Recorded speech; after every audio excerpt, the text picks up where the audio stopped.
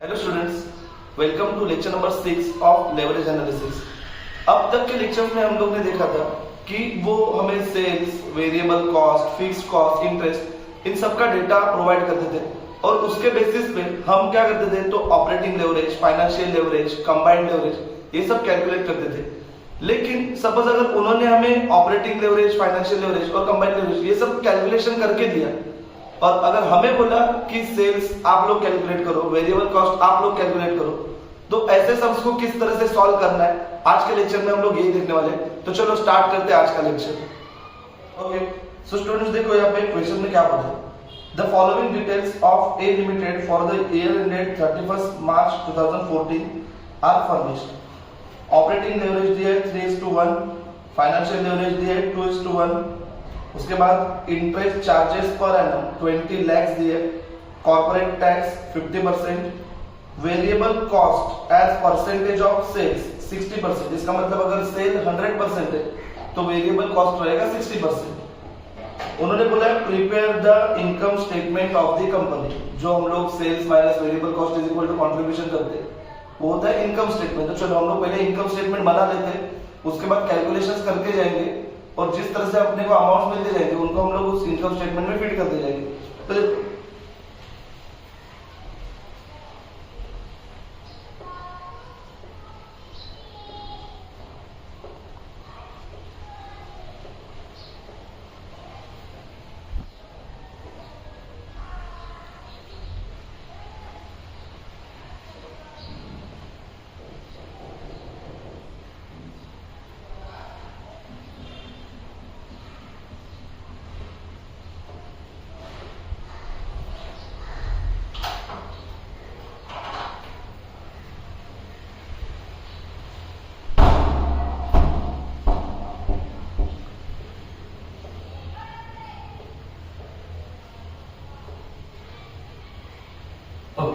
सबसे पहले स्टार्ट करेंगे सेल्स माइनस वेरिएबल कॉस्ट, इसके बाद माइनस करने के बाद हमें मिलेगा कंट्रीब्यूशन। कंट्रीब्यूशन में से हम लोग फिक्स्ड कॉस्ट माइनस करेंगे तो हमें मिलेगा ईबीआईटी। इसमें से हम लोग इंटरेस्ट माइनस करेंगे तो हमें मिलेगा अर्निंग बिफोर टैक्स। इसमें से टैक्स माइनस करेंगे तो हमें मिलेगा अर्निंग आफ्टर टैक्स। तो चलो स्टूडेंट्स, तो यहाँ पे उन्होंने जो इन्फॉर्मेशन हमें दी है तो देखो हमें पूरा सब उल्टा करना है इस बार, बराबर। तो हम लोग सॉल्व भी करने वक्त हम लोग अगर आपको एग्जाम में ऐसा समाएगा तो आप लोग पहले फाइनेंशियल लेवरेज कैलकुलेट करो और उसके बाद ऑपरेटिंग लेवरेज पे जाओ तो आपको इन्फॉर्मेशन ज्यादा अवेलेबल हो सकता है। तो देखो फाइनेंशियल लेवरेज हमें क्या बोला उन्होंने, फाइनेंशियल लेवरेज था 2:1, बराबर। तो मैं यहाँ पे लिखूंगा फाइनेंशियल लेवरेज। फाइनेंशियल लेवरेज का फॉर्मूला रहता है EBIT upon EBT. Financial leverage उन्होंने दिया था 2 रुपीज का, ईबीआईटी अपने को यहाँ पे पता नहीं है कितना है, लेकिन अपने को इतना जरूर पता है कि जो ईबीटी आएगा, ईबीटी कैसे आएगा, इंटरेस्ट माइनस करके आएगा, लेकिन इंटरेस्ट का डेटा अपने पास अवेलेबल है तो मैं यहां पे लिखूंगा EBIT minus interest. So 2 EBIT divide by EBIT minus interest. उन्होंने यहां पे बोला था 20 लाख रुपीज का, तो यहां पे मैं ले लूंगा 20। अब देखो नेक्स्ट स्टेप में ये जो ईबीआईटी माइनस 20 वो हम लोग यहाँ पे लेके आएंगे। सो अगर ये यहाँ पे आएगा तो ये मल्टीप्लाई हो जाएगा। सो 2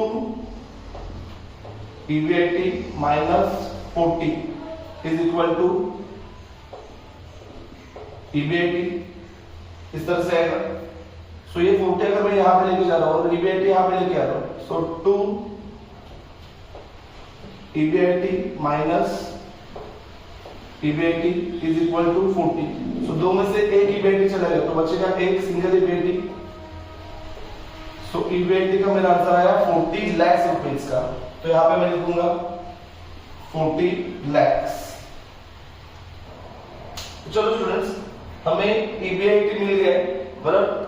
तो अब हम लोग ऑपरेटिंग लेवरेज का कैलकुलेशन करके देखते हैं। Operating leverage is equal to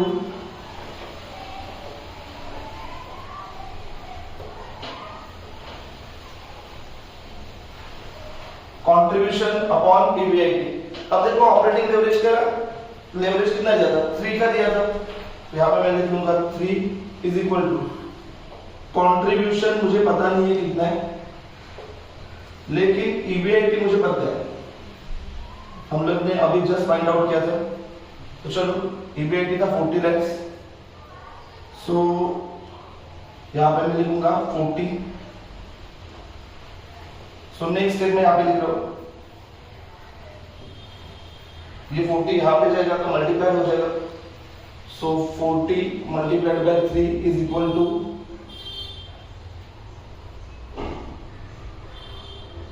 contribution.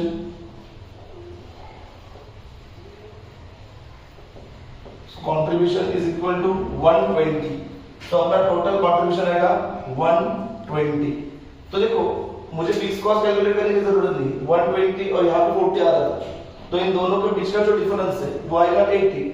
ये हो जाएगा मेरा फिक्स्ड कॉस्ट। अब देखो वेरिएबल कॉस्ट ऑफ सेल्स के बारे में उन्होंने क्या बोला था, variable cost as percentage of sales is 60%। तो जरा यहाँ पे ध्यान दो, अगर मैंने सेल्स को 100% पकड़ा तो उन्होंने बोला वेरिएबल कॉस्ट 60% था, तो 100 में से 60 चला गया तो मेरा कंट्रीब्यूशन आया 40%।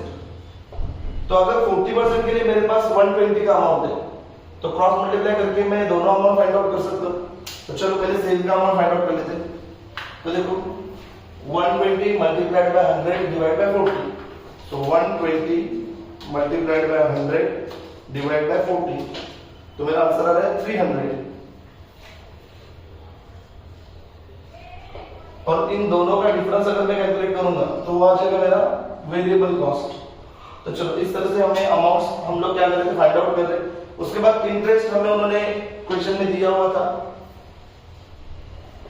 तो ये माइनस करेंगे तो यहाँ पे आएगा 20। और उसके बाद टैक्स उन्होंने दिया था 50%। सो 20 इसके ऊपर अगर मैं tax at the rate 50% calculate कर रहा तो ये आएगा 10। तो मेरा final answer earning after tax आएगा 10 रुपीज का। सो स्टूडेंट्स इस तरह से हमने क्या किया, तो इनकम स्टेटमेंट सॉल्व किया। अपना फर्स्ट सम सॉल्व करके हो चुका है, तो हम लोग सेकंड सम पे मूव कर देते। ओके, सो स्टूडेंट्स सेकंड सम पे आ जाते हैं। देखो क्या करना है, prepare the income statement of a firm which gives the following details relating to its operations। इस बार ऑपरेटिंग लेवरेज बोला है 4, financial leverage 2, annual interest paid 10 lakh दिया है, कंट्रीब्यूशन अपॉन सेल्स दिया है 0.4 एंड टैक्स रेट बोला है 40%। चलो स्टूडेंट्स सॉल्व करके देखते हैं। देखो हमने फाइनेंशियल स्टेटमेंट इनकम स्टेटमेंट मैंने यहाँ पे लिख के रखा है। हम लोग फाइनेंशियल लेवरेज से स्टार्ट करेंगे।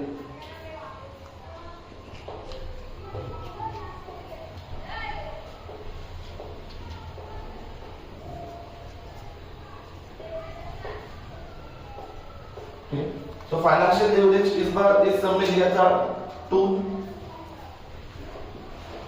सो EBIT divide bye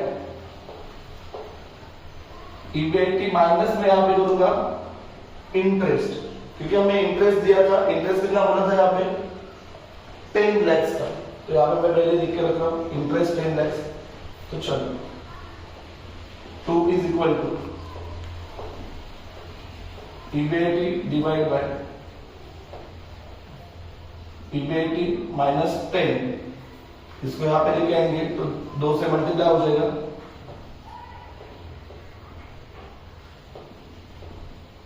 2 EBIT minus 20 is equal to EBIT। ये 20 यहाँ पे लेके जाऊंगा और ये EBIT यहाँ पे लेके आऊंगा, so 2 EBIT minus EBIT is equal to 20। Therefore EBIT is equal to 20। ठीक है, समझ में आ रहा है स्टूडेंट सर? सो स्टूडेंट देखो हमें EBIT का अमाउंट मिल गया 20। चलो, सो 20 माइनस 10 तो मेरा EBT भी आएगा 10। चलो इतना हमने फाइंड आउट कर लिया। इसके बाद हम लोग सॉल्व करेंगे ऑपरेटिंग लेवरेज।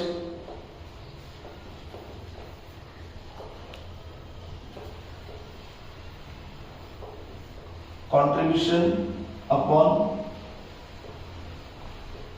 EBIT। सो ऑपरेटिंग लेवरेज उन्होंने इस सब में दिया था 4। कंट्रीब्यूशन हमें पता नहीं है, लेकिन EBIT जस्ट हम लोगों ने फाइंड आउट किया था 20। So 20 multiplied by 4 is equal to contribution. Therefore contribution is equal to 80। तो देखो यहाँ पे मेरा कंट्रीब्यूशन आ रहा है 80 और कंट्रीब्यूशन और EBIT इन दोनों के बीच का जो डिफरेंस है वो मेरा आएगा फिक्स्ड कॉस्ट, वो आएगा 60। ठीक है स्टूडेंट्स, समझ आया? देखो उसके बाद उन्होंने क्या बोला, contribution upon sales is equal to 0.40। तो मुझे सेल्स फाइंड आउट करना है, बराबर? तो ये एक्चुअली पीवी रेशियो का फॉर्मूला है।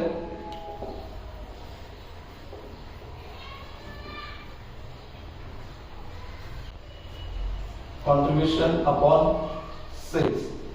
तो देखो 0.40 उन्होंने बोला, कंट्रीब्यूशन मेरा आया था 80 divide by sales. Therefore sales is equal to 80 divide by 0.4।